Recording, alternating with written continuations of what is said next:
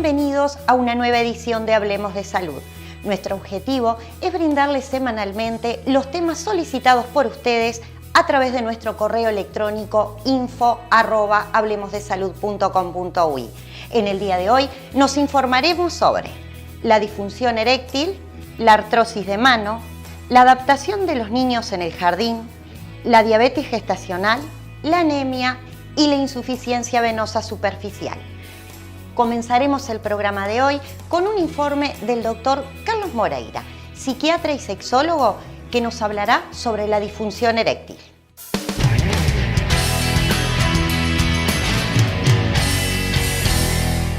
Efectivamente, Ana María, hoy estamos con el doctor Carlos Moreira, sexólogo, psiquiatra, para hablar sobre el tema de disfunción eréctil. Muchas gracias por recibirnos, doctor. Encantado, cómo no, el gusto es mío. Doctor, ¿cómo podemos definir disfunción eréctil? Bueno, es la capacidad que tiene el varón de lograr una erección capaz de penetrar dentro de la vagina de una mujer. Cuando esta capacidad falla, el pene está blando y no se logra, estamos ante un caso de disfunción eréctil. ¿Cuál sería la prevalencia? Bueno, la prevalencia es del 12% entre los varones entre 20 y 70 años. Pero si agarramos por edades, vemos, por ejemplo, que en la década de los 50-60, la mitad de los varones han tenido algún episodio de disfunción eréctil de mayor o menor entidad, el 50%. Y eso aumenta con la edad. A los 70 años, prácticamente el 60-70% de los varones tienen problemas con la erección. Y lo bueno es que esto es hoy absolutamente tratable y hay recursos para solucionarlo. Bien. ¿Y qué predispone la disfunción eréctil? Bueno, los factores predisponentes son varios y son muy importantes. La edad, a medida que avanza la edad, las dificultades sexuales aumentan. Eso no quiere decir que haya una edad tope en donde diga, bueno, ¿hasta cuándo el varón puede seguir manteniendo relaciones sexuales? Yo le diría hasta el último día de su vida, no hay ningún problema. Y hoy hay recursos médicos que permiten lograr esta situación, mucho más que hace solamente 10 años. Uno de los factores, el cigarro, por ejemplo, predispone grandes fumadores. El cigarro es un gran vasoconstrictor, produce disfunción eréctil. Algunas drogas, como la marihuana, la cocaína, producen también.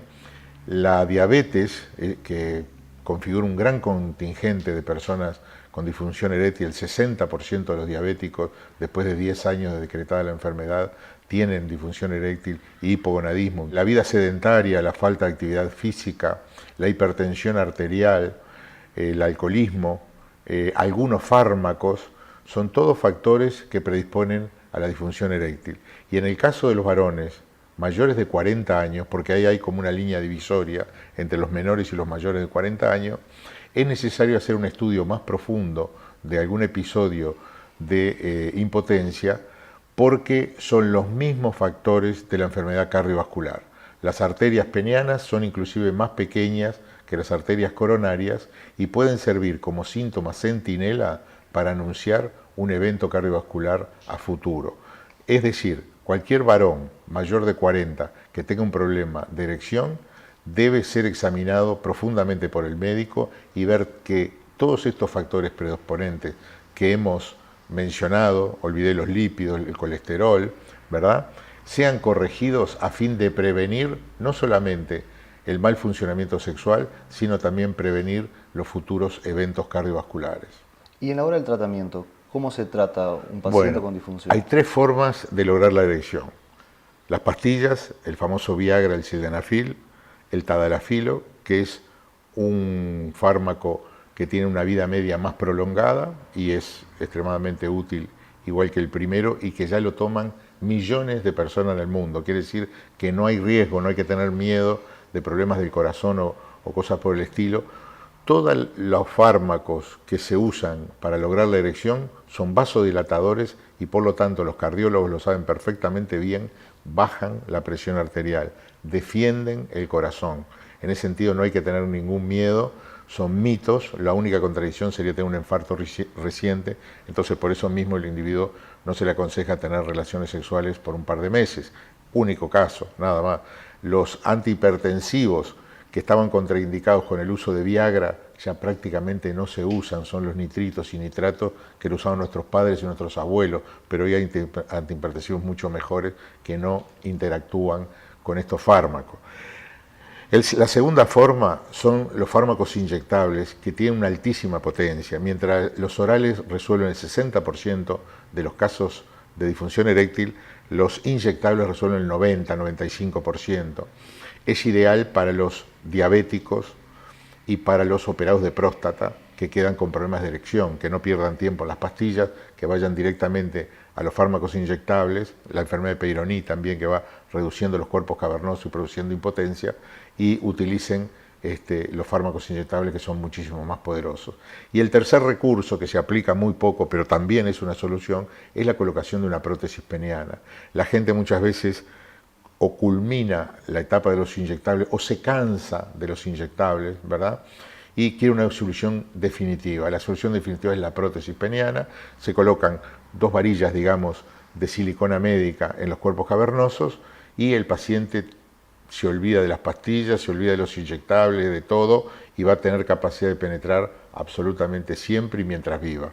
Así que esas son las 3 formas de tratarlo. Obviamente que todo esto va acompañado de un cuadro psicológico. Está el miedo al fracaso, el miedo a mostrarse como incompetente, la vergüenza, ¿verdad? Todo esto psicológicamente lo tenemos que acompañar al paciente, darle certeza, pero yo diría que casi no hay mejor estímulo que facilitarle rápidamente el reenganche en su vida sexual.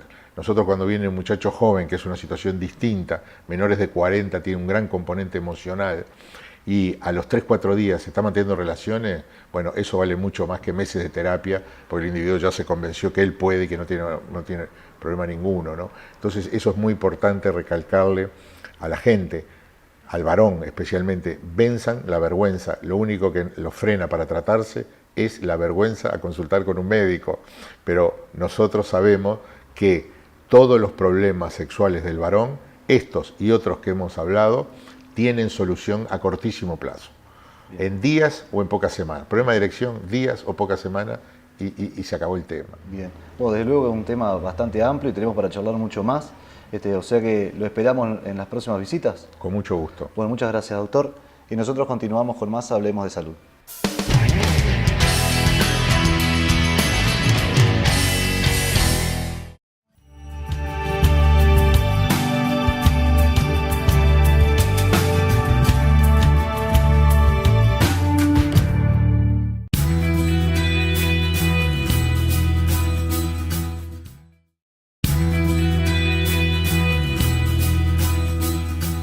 En este espacio de Apifarma, la doctora Marta Preguenda nos informa sobre la artrosis de mano y su tratamiento con Apitox.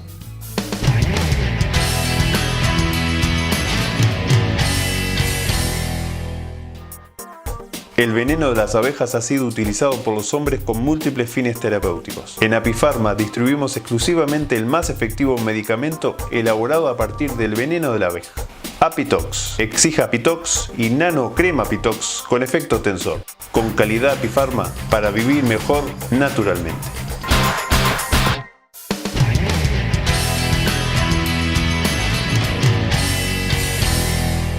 Y sí, un gusto y un honor en lo personal poder entrevistar hoy a la doctora Marta Preguenda, pionera en nuestro país en apiterapia desde el año 1972 y siempre tan encantadora y tan bella. ¿Cómo está, doctora? Muchas gracias, Magela, qué lindas palabras. Y porque la apitoxina y el apitox a usted la mantiene maravillosamente bien. Bueno, entonces ya hemos descubierto ese tesoro de juventud que de tiene las usted abejas. razón. Sí. Doctora, el tema de hoy, un tema no menor, artrosis de mano.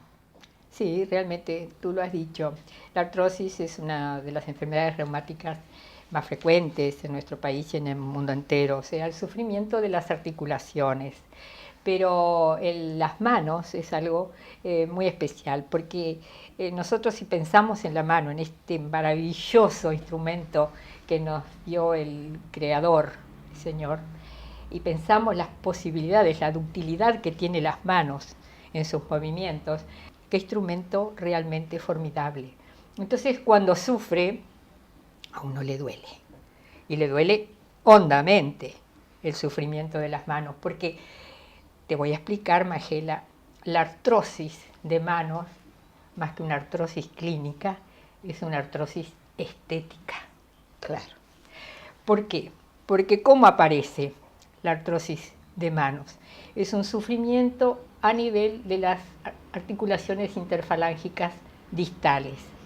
¿Y cómo aparece? Aparece como nódulos rojizos, viscosos, primero en un índice, después en el dedo mediano, después en el otro índice, después en el otro mediano, y la mujer ve cómo sus dedos sufren con esos nódulos que van creciendo, rojos, vinosos, en uno y otro dedo, a veces hasta cubrir los 10 dedos de la mano, que duelen porque tienen su empuje, como todo proceso artrósico. Primero viscoso y blando, y que después se va endureciendo. ¿Endureciendo por qué? Porque aparecen los osteofitos, que ya hemos visto en las artrosis, lo que son los osteofitos, esa neoformación ósea, aparece a través del cartílago, de los laterales de la interfalángica. Entonces de ahí que los nódulos sigan creciendo. ¿Y qué hacemos? Las mujeres naturalmente esconden sus manos, porque lamentablemente la artrosis de mano, de estos nódulos que se llaman nódulos de Heberden, son 10-1 comparativamente con el hombre, porque es una enfermedad genética. Doctora, teniendo Apitox en nuestro país, ¿qué tipo de tratamiento se desarrolla para este tipo de patologías que son emocionales y funcionales también de alguna manera? Sí, tú lo has dicho. Sobre todo si la persona consulta durante el proceso blando, diríamos aún, ¿no? Que hay un líquido viscoso y el proceso fluctuante, la pomada, Magela, la pomada. Es extraordinaria la pomada de Apitox. Frotar y frotar y frotar permanentemente esos nódulos de mañana, después del almuerzo, en la tarde y en la noche, no olvidarse después de la ducha, una buena frotación con la pomada. Por supuesto, siempre complementando con el comprimido, ¿verdad? Que entonces incorporamos la toxina dentro de nuestro organismo y por vía sanguínea también va a llegar al nódulo. Entonces, yo diría que en los casos de nódulos de Heberden y de Bouchard, que son los otros que aparecen casi concomitantemente con los de Heberden, aparecen en las interfalángicas proximales, todo ese tratamiento es un tratamiento tópico. Bien. Con la crema y complementado con los comprimidos. A veces en el consultorio nosotros hacemos una terapia inyectable. Claro. Inyectable incluso dentro del nódulo. Ha sido un placer como siempre y un disfrute para mí, seguramente para la audiencia, escucharla en cada entrega que nos hace aquí en Hablemos de Salud. Un placer. Nos reencontramos, doctora. Claro, con el mayor de los gustos. Hasta luego. Hasta pronto.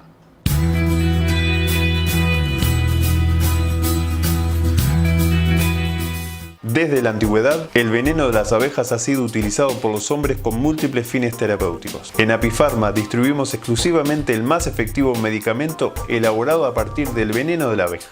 Apitox, Exija Apitox y Nano Crema Apitox con efecto tensor. Con calidad Apifarma para vivir mejor naturalmente.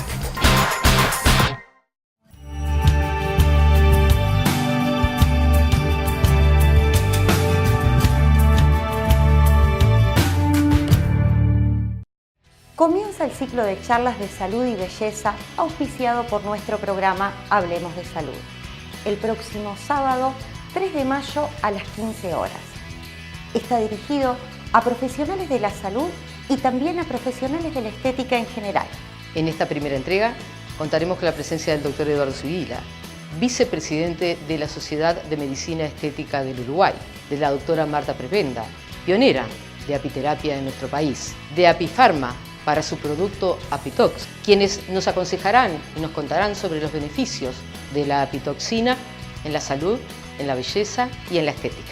Por consultas e inscripciones, comunicarse a nuestro correo electrónico info@hablemosdesalud.com.uy. Los esperamos. Capacitación en peluquería. Formate en una profesión con salida laboral y convertite en un especialista en estilismo. Cursos para principiantes, perfeccionamiento, cursos intensivos, formación de nuevos talentos. Liber Luna, 2481-1723.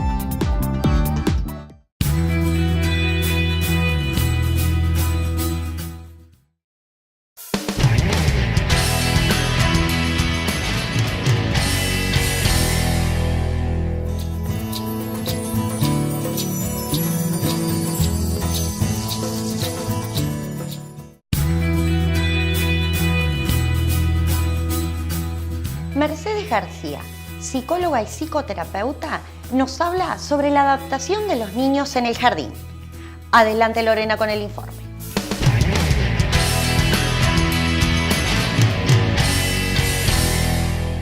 ¿Cómo estás? ¿Qué Mercedes? tal? ¿Cómo estás? Bien. Bueno, contanos un poco acerca de por qué es tan importante que el niño vaya al jardín infante.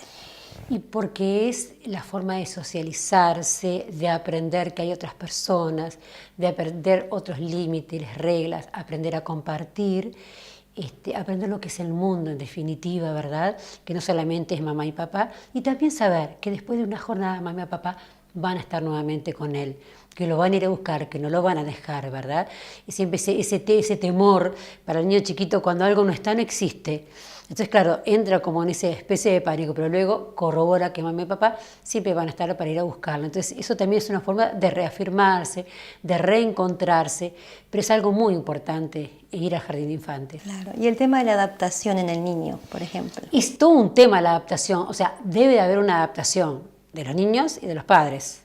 Porque, viste que habitualmente los padres nos cuesta montones dejar a nuestro hijo en el jardín. Es impresionante. Uno ve al nene llorando, a los padres llorando, es una cosa caótica. Lo importante es poder seguir las reglas que el jardín nos marca. De repente, el primer día llevarlo tanto rato, o nosotros. Cuando dice, los padres ya no van a aceptar, eso ya no va. Y ¿sabes lo que es importantísimo? Cuando uno entrega al niño, entregarlo con seguridad. Y no estar el que viene para acá, que viene esa. No. Uno le entrega y se va. Está. Parece muy frío, pero esa cosa es como una agonía. No, te entrego, ya está, porque yo confío en el jardín, que creo que es una de las cosas más importantes, confiar en el lugar y en las manos donde uno va a dejar al hijo. Me parece que eso es fundamental. Por eso todas las veces que uno tiene que ir al jardín, ver, entrevistar a la maestra, a la directora, lo que sea, no son uno no es pesado. Uno deja lo más valioso de nuestra vida, que son nuestros hijos, ¿verdad? Entonces es importante el poder ir y corroborar que es el lugar apropiado para que nuestro hijo esté. Cuando te dicen su hijo ya está adaptado, ¿qué significa eso? Es tan difícil poder decirlo porque no, es terrible, porque ¿qué es adaptarse? ¿Que no llore? No solamente es eso. Es una parte de la adaptación, porque además maestras, psicólogos bien entrenados saben que hay una diferencia entre el llanto de angustia, el llanto de rabia, el que manipulea.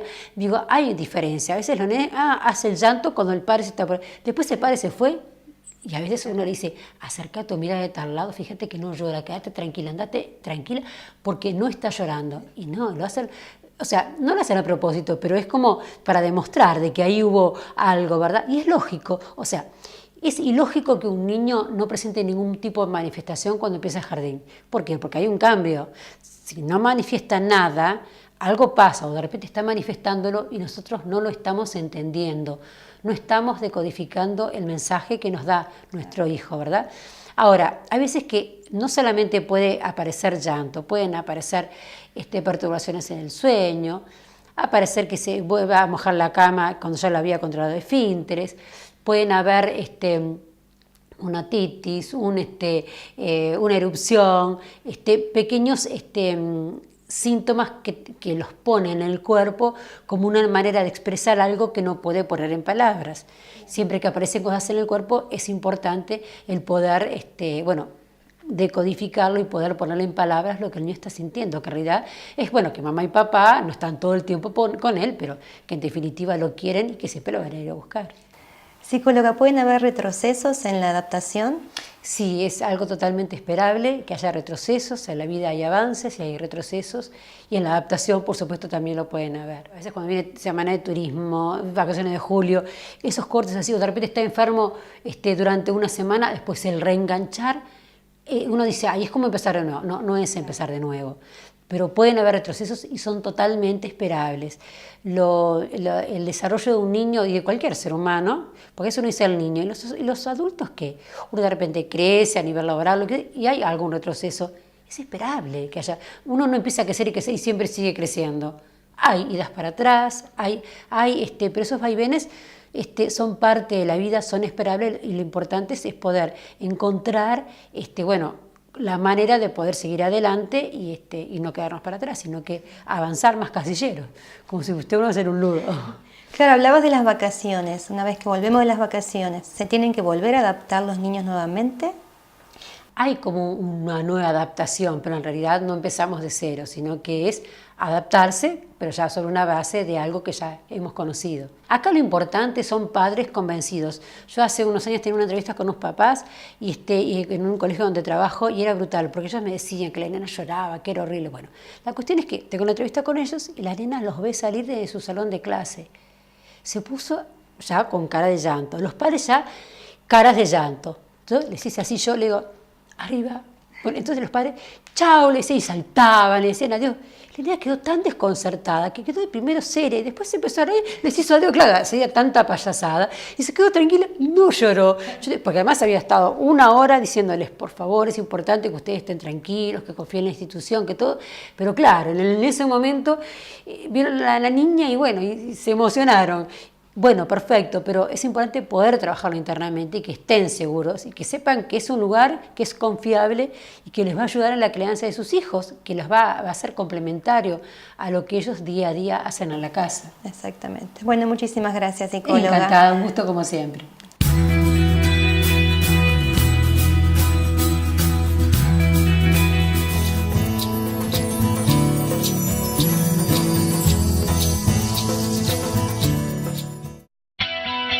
Óptica Bella Vista. Le brinda asesoramiento profesional con una gran variedad en anteojos de sol, lentes de receta y lentes de contacto. Atención personalizada, calidad y respaldo técnico permanente. Aceptamos todos los créditos y órdenes de BPS. Los esperamos en Agraciada 3028. Óptica Bella Vista. Por consultas al 22180.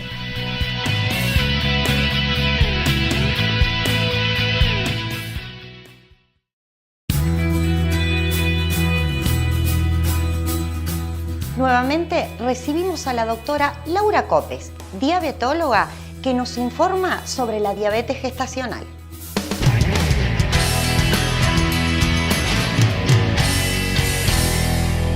Bienvenida, doctora Copes, nuevamente a nuestro programa Hablemos de Salud. Un placer recibirla. Un placer para mí estar acá.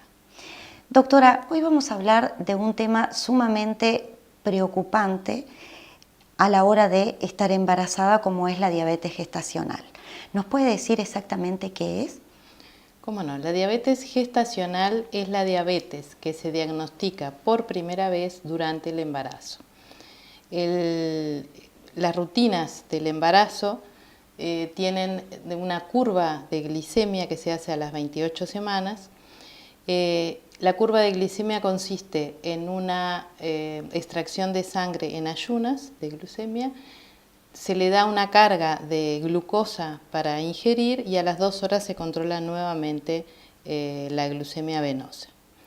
Esta se realiza habitualmente a las 28 semanas y si su valor a las 2 horas es superior o igual a 140 miligramos por decilitro, se hace diagnóstico de diabetes gestacional. ¿Y si hay factores de riesgo? Si hay factores de riesgo, generalmente se hace al momento de captación del embarazo. ¿Cuáles son los factores de riesgo de diabetes en general y de diabetes gestacional?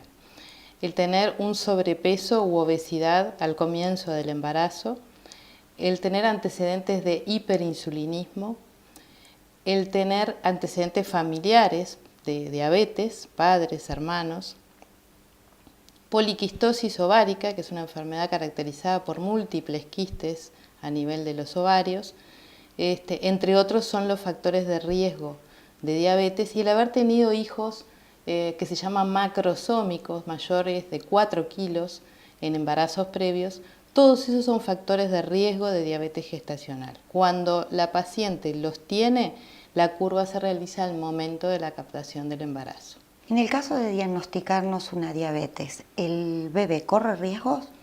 No, la diabetes gestacional sigue el embarazo un curso normal. Lo único que la paciente tiene que hacer algunos controles más que un embarazo que no es diabética. ¿Cuáles son los cuidados o los controles que esta paciente debería realizarse? Bueno, cuando llegan a la consulta, lo primero que hacemos es explicarles cuáles son nuestras metas de control en cuanto a la glucemia, y para eso tiene que controlarse en el dedo 2 y a veces 3 veces al día, por lo menos al inicio, controles en ayunas y controles 1 hora después de comer, para evaluar si el control de la diabetes está bien. Y lo otro, le solicitamos un estudio en sangre que se llama hemoglobina glicosilada, que debe estar por debajo de 6.5% para considerar que se encuentra con buen control metabólico. Lo otro le hacemos ver por el nutricionista, que le va a hacer un plan de alimentación adecuado, evitando el azúcar común y las cosas preparadas con azúcar, comiendo más frutas y verduras, menos harinas. Y por otro lado, es muy importante en la diabetes gestacional que no se hagan ayunos prolongados, porque el ayuno prolongado determina la formación de cuerpos cetónicos que son tóxicos para el bebé. Doctora, ¿y en el momento del parto, es parto natural o está predeterminado ya que va a ser por cesárea? No, puede terminar en un parto normal. Reitero que el curso del embarazo en la diabetes gestacional, salvo estos mayores controles que hay que tener de la glucemia y del crecimiento del bebé, de las ecografías, es en todo igual a un embarazo normal, por lo tanto puede terminar en un parto normal. En el momento de dar a luz, si ya tuve un diagnóstico de diabetes gestacional y quedo diabética, ¿el bebé significa que también lo va a hacer? Bueno, en principio, luego del parto o cesárea, todo el fenómeno de la diabetes gestacional revierte, es decir, la paciente, la mayoría, no quedan diabéticas. A las 6 semanas del parto o cesárea, nosotros tenemos que hacer una nueva curva de glucemia para reclasificar en qué situación quedó la paciente. Si quedó diabética, si quedó en un estado prediabético o quedó en un estado totalmente normal. Lo que tenemos que saber, que aunque la mayoría de las veces queda con una curva normal, sin ninguna alteración, el haber tenido diabetes gestacional hace que en el futuro yo tenga más riesgo de diabetes. Por lo tanto, una vez que da a luz, es conveniente seguirse controlando en el plan de alimentación, hacer ejercicio para evitar el sobrepeso y llevar hábitos de vida saludables como prevención de una futura diabetes. Eso es en cuanto a la madre. En cuanto al niño, nosotros durante la diabetes gestacional, primero, no produce malformaciones, porque en realidad la diabetes se produce ya a las 28 semanas, ya más de la mitad del embarazo, cuando el niño ya está formado. ¿Qué es lo que cuidamos de ese bebé? Que no crezca mucho. ¿Y por qué va a crecer mucho? Porque si la mamá tiene el azúcar alta, pasa por la placenta al bebé. El bebé que tiene su páncreas funcionando normal segrega más insulina para bajar esos niveles de azúcar y eso lo hace crecer más. Y ese es el riesgo que tiene una diabetes gestacional que no se controla, que crezcan mucho, que sean bebés de más de 4 kilos que puedan traer complicaciones al momento del parto. Bueno, doctora, muchas gracias por este informe y la invito a continuar con el mismo la semana próxima. Con mucho gusto.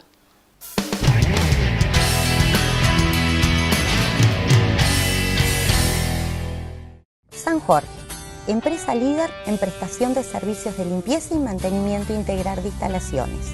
Brindamos un servicio personalizado con contacto directo con nuestros clientes, ofreciendo servicios de alta calidad realizado por profesionales bien formados, ofreciendo eficacia, seriedad y profesionalidad. Presupuesto sin cargo. San Jorge, calidad y servicio a sus órdenes.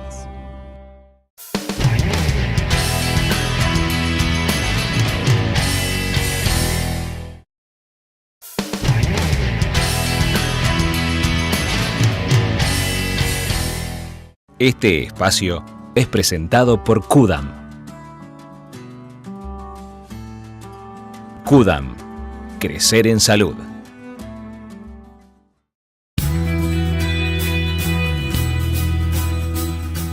La doctora Eloísa Riva, profesora adjunta de la Cátedra de Hematología del Hospital de Clínica, nos habla sobre la anemia, sus síntomas y sus causas.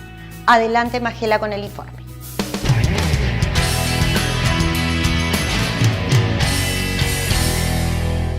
Y sí, ¿quién no se siente cansada o cansado, con mucho sueño? Y entonces dice, seguramente, capaz que estoy anémico y voy a la farmacia y me compro hierro. Y no es tan sencillo. Por eso aquí en nuestro programa tenemos la presencia nuevamente de la hematóloga Rivas. ¿Cómo está? ¿Qué tal? Qué placer verla.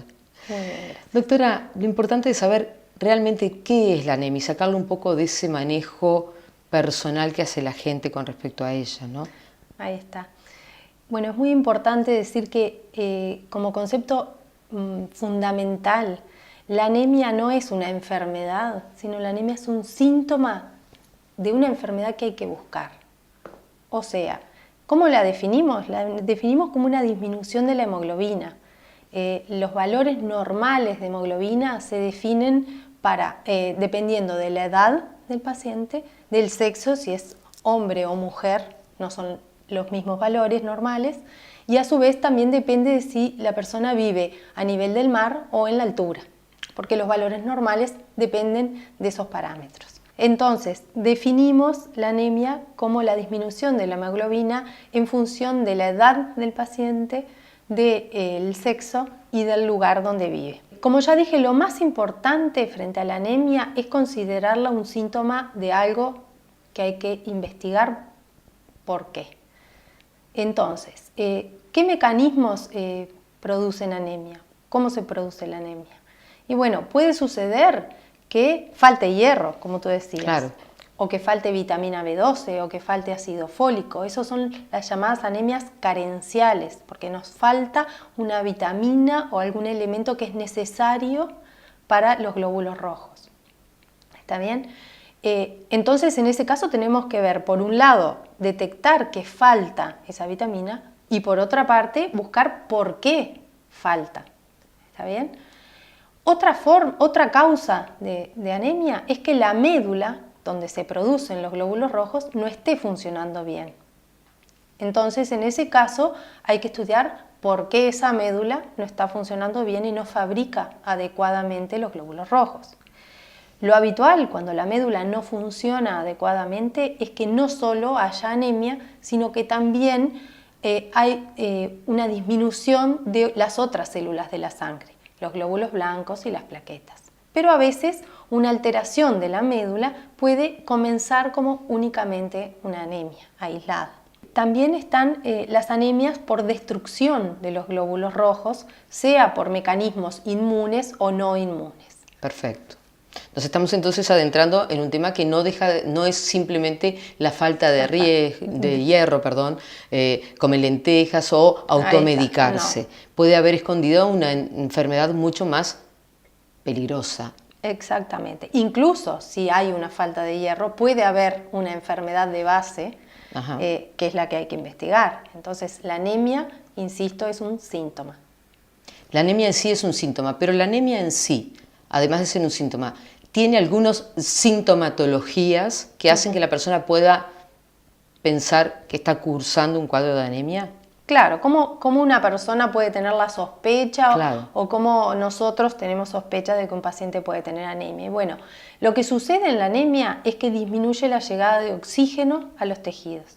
Entonces, ¿qué sucede? A nivel muscular puede haber fatiga, un cansancio, una persona que realiza normalmente una actividad y empieza a sentirse más fatigada y no poder realizar su actividad normal por fatiga muscular. A su vez, la anemia a nivel cardíaco puede generar palpitaciones, taquicardia, el corazón se acelera, puede generar incluso, sobre todo en personas que tienen problemas coronarios, puede generar dolor precordial, o sea, angor, e incluso llevar al infarto de miocardio. También pueden haber mareos, sensación de escuchar zumbidos o ver como estrellitas, como mosquitas. Todos esos pueden ser síntomas de anemia. Es importante la consulta a tiempo cuando uno se presenta con estas sintomatologías o alguna de ellas. El dolor precordial, realmente yo soy una de las personas en este momento que me estoy enterando de que podría ser una causa. Uno lo asocia más o a una parte emocional o a una parte correspondiente a lo cardíaco. Claro, las personas que tienen patología cardíaca de base, si tienen anemia, van a ver exacerbada su enfermedad cardíaca porque no les llega suficiente oxígeno al corazón. ¿Está bien? Entonces sí es importante hacer una consulta precoz, sí es importante no automedicarse, porque incluso si nosotros, los hematólogos, los internistas o el médico general que recibe el paciente, quiere empezar el estudio de esa anemia y la persona ya está tomando hierro, hay algunos exámenes que no van a ser útiles. Claro, porque lo enmascara, ¿no? De alguna manera está enmascarando la enfermedad. Exactamente. Doctora, existen estudios específicos y también después de esos estudios un tratamiento, descarto, para tratar este tipo de anemias. Sí, por supuesto. Frente a un paciente en quien sospechamos que tiene una anemia, el primer estudio a realizar es un hemograma. En el hemograma nosotros vamos a poder confirmar esa disminución de la hemoglobina y analizándolo en detalle vamos a poder orientarnos a qué tipo de anemia tiene y a su vez, identificando qué tipo de anemia tiene, de poder discriminar qué estudios hay que comenzar a pedir. Bien. ¿Está bien? Y su tratamiento, y bueno, una vez identificado, ¿verdad? Exactamente. Una vez que nosotros identificamos que el paciente tiene anemia, hay dos grandes puntos. Uno es tratar el síntoma, la anemia, o sea, hacer que el paciente se sienta mejor. Bien. Eso puede ir desde fármacos hasta transfusiones de glóbulos rojos. Por otra parte, hay que buscar la causa de la anemia. Claro. Y ahí depende de cuál es la causa de la anemia, cómo vamos a tratarla.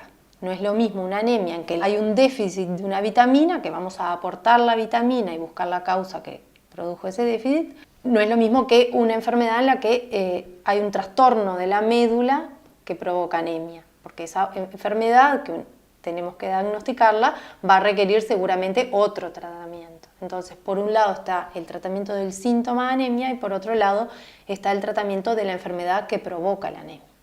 Entonces, mi recomendación es, por un lado, consultar precozmente, no automedicarse y saber que la anemia siempre obedece a otra enfermedad que hay que buscar. Doctora, como siempre, un placer. Nos estamos viendo en una próxima entrega. Muy bien, muchas gracias. Un gusto. Este espacio fue presentado por Kudam. Kudam. Crecer en salud. Comienza el ciclo de charlas de salud y belleza auspiciado por nuestro programa Hablemos de Salud. El próximo sábado, 3 de mayo a las 15 horas. Está dirigido a profesionales de la salud y también a profesionales de la estética en general. En esta primera entrega contaremos con la presencia del doctor Eduardo Sibila, vicepresidente de la Sociedad de Medicina Estética del Uruguay, de la doctora Marta Prebenda, pionera de apiterapia en nuestro país, de Apifarma, para su producto Apitox, quienes nos aconsejarán y nos contarán sobre los beneficios de la apitoxina en la salud, en la belleza y en la estética. Por consultas e inscripciones, comunicarse a nuestro correo electrónico info@hablemosdesalud.com.uy. Los esperamos.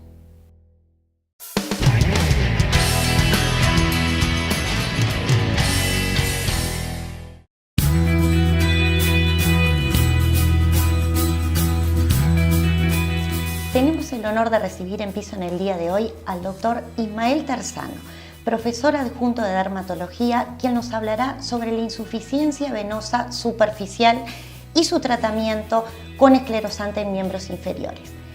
Bienvenido, doctor, hablemos de salud. Muchas gracias por la invitación. Realmente es una alegría tremenda estar hablando de promoción de salud. Doctor, ¿de qué hablamos cuando hablamos sobre insuficiencia venosa?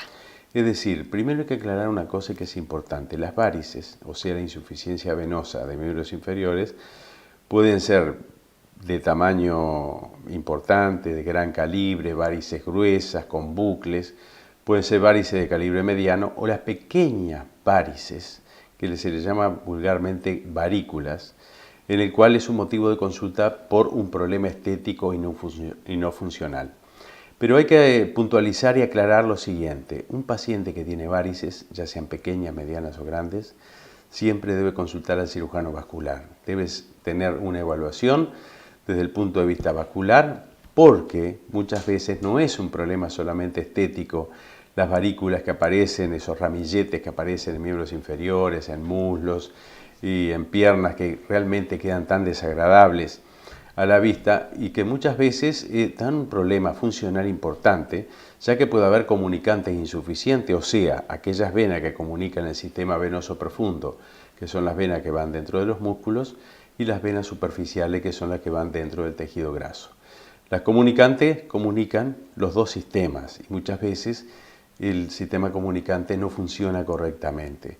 Por lo tanto, la evaluación con ecodoppler y por un cirujano vascular yo creo que se impone, excepto aquellos casos en el cual aparece una mujer generalmente con un pequeño ramillete de pequeñas venas en muslo, por ejemplo, o piernas, que uno le puede hacer un tratamiento con esclerosante, del cual nos vamos a referir ahora más adelante, y que quedan muy bien. Es decir, que muchas veces no se justifica la evaluación, pero son casos determinados. Generalmente, que quede muy claro, la insuficiencia venosa debe ser evaluada por un cirujano vascular. El tratamiento, los mejores tratamientos para esta insuficiencia venosa son las medias elastizadas y los esclerosantes. La cirugía, también en determinados casos, ninguno de los tres tratamientos cura la insuficiencia venosa. Solamente mejoramos las condiciones, porque la insuficiencia venosa está genéticamente determinada, en el cual se hereda un tipo de colágeno, que es el colágeno que constituye la pared venosa, de mala calidad. Cuando heredamos un colágeno de mala calidad por vía materna o paterna, nosotros vamos a tener venas débiles, que como nosotros caminamos en dos miembros inferiores, por lo tanto la columna de sangre cae, la gravedad tiene su acción también, la sangre cae, la vena no es continente, se dilata y las válvulas, el sistema valvular que tiene las venas, no es competente porque se separan las válvulas al dilatarse la vena y ahí aparecen las varices, o sea, es decir, la dilatación venosa permanente, que es la definición de varices. ¿Cuáles son los factores que nos alertan que estamos ante una insuficiencia venosa? Cuando empiezan a aparecer pequeñas varículas, van en aumento, comienzan a aparecer dilataciones venosas de calibre mediano y, por último caso, cuando aparecen dilataciones venosas de troncos venosos importantes, siempre estamos hablando de la insuficiencia venosa superficial. ¿Cómo es el tipo de examen realizado por el médico ante una insuficiencia venosa? Y hoy, antes se hacía solamente semiología, solamente el examen clínico del paciente, el cual se ponían ligaduras y eso. Hoy se hace un ecodoppler, por ejemplo, que es un estudio no invasivo, en el cual es como hacer una ecografía a una embarazada, lo mismo. Es decir, se hace un estudio de la circulación venosa y de las comunicantes y del sistema venoso profundo. Entonces, como es un método paraclínico, no invasivo, no doloroso, no molesto y realmente es muy efectivo y uno tiene una evaluación total de lo que pasa en el sistema venoso de ese paciente. Las insuficiencias venosas superficiales las trata con esclerosantes. ¿Qué son? Bueno, ahí está. El esclerosante son sustancias que inyectadas, hay diferentes tipos de esclerosantes, ¿no? Yo, por ejemplo, en mi caso utilizo glicerina crómica, puedo utilizar polidocanol, por ejemplo, glicerina salicilada en aquellos casos de alergia a la glicerina crómica, pero los esclerosantes en general son efectivos todos. Uno tiene que acostumbrarse a usar y conocer es esclerosante. No cura la insuficiencia venosa, pero al inyectarlo dentro de la luz venosa de las venas, produce un proceso inflamatorio, es decir, uno provoca una flebitis. Cada inyectable provoca una flebitis, o sea, un proceso inflamatorio en la luz de la vena que lleva un proceso cicatrizal en el cual las venas de calibre mediano grande se van disminuyendo su calibre, por lo tanto es muy funcional el tratamiento, y las pequeñas varices desaparecen totalmente con esclerosantes. No cura, pero mejora la condición. ¿Cómo es el tratamiento y cuáles son las indicaciones? ¿Toda persona se puede hacer? La gente va a consultar por un problema estético y en general uno mejora el tema estético porque con tratamiento con esclerosante de 10 pacientes mejoran 10. No es que mejoran 9, mejoran 10. Realmente es muy gratificante para el médico, el paciente queda muy conforme con el tratamiento, lleva varias sesiones que se puede hacer una por semana o una por mes. Cada sesión dura de 30 a 40 minutos más o menos, depende de la cantidad que uno inyecte y en las condiciones que esté el paciente, la cantidad de varículas que tenga. No es un tratamiento doloroso y realmente el resultado es bueno. ¿Tiene contraindicaciones? Alergia, hipersensibilidad a un esclerosante, uno lo puede cambiar, por ejemplo. Y nunca excederse en la cantidad que uno inyecta, tampoco porque actúa en un trayecto cercano a la vena, pero ha pasado a pacientes que se le inyecta mucha cantidad, han tenido visión doble, han tenido, por ejemplo, a veces dolores de cabeza, trastornos pasajeros, 20 minutos de duración y desaparecen totalmente sin dejar secuela de ningún tipo. Pues es muy raro que pase eso, por eso hay que inyectar una determinada cantidad y no excederse en la cantidad de esclerosante que uno inyecta. Es decir, es un tratamiento que se tolera perfectamente bien. No es agradable hacerlo, por supuesto, son pinchazos con una aguja fina, pero son pinchazos en definitiva. Es decir, es un tratamiento que beneficia al 100% de los pacientes, mejora la condición estética y funcional, porque muchas veces presentan sensaciones de hormigueos en los miembros inferiores, dolores, sensaciones de calambre, pesadez. Y cuando uno comienza a hacer las primeras sesiones de esclerosante, lo primero que desaparece son las molestias, el dolor, la sensación de hormigueo mejoran rápidamente. ¿Complicaciones? Puede que dejar úlceras, por ejemplo, en el lugar de punción del esclerosante, hay que tener cuidado. Hay que usar esclerosantes no muy poderosos, porque los esclerosantes muy poderosos pueden provocar a veces cuando se salen de la luz de la vena una pequeña cantidad, una necrosis, cualquier esclerosante lo puede provocar, puede quedar una pequeña cicatriz, es muy raro que pase con un esclerosante de potencia media, no es frecuente que pase. Puede haber pigmentaciones post-esclerosis de las venas en los trayectos venosos por trasudación, extravasación de glóbulos rojos, por ejemplo, hacia la perivena y puede dejar unas manchas marrones que con algunos esclerosantes no se va más y con otros esclerosantes a los pocos meses desaparece totalmente. Esas son las complicaciones que puede dar un esclerosante. Manchas y alguna pequeña lastimadura en el lugar de punción de la vena. Por eso siempre hay que tener la certeza que uno está dentro de la vena para inyectar y nunca vamos a tener ningún tipo de complicaciones. Perfecto, doctor. Muchísimas gracias y lo esperamos la semana próxima. Gracias a ustedes.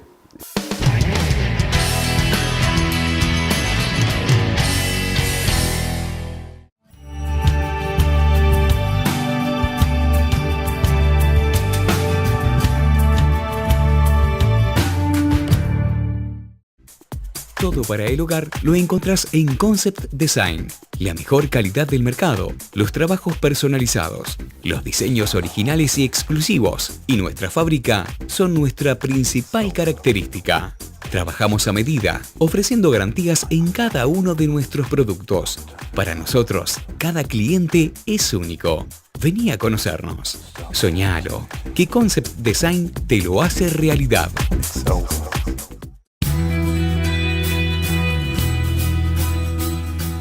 Y así hemos llegado al final de nuestro programa.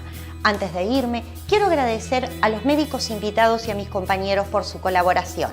A Liber Luna, que cuida mi cabello para que esté siempre sano y saludable. A Nanocrema Pitox, que mantiene mi piel tersa, hidratada y libre de arrugas. Y a ustedes, por supuesto, por abrirnos las puertas de su casa. Recuerden, su salud es lo más importante. Los esperamos la próxima semana y hablemos de salud.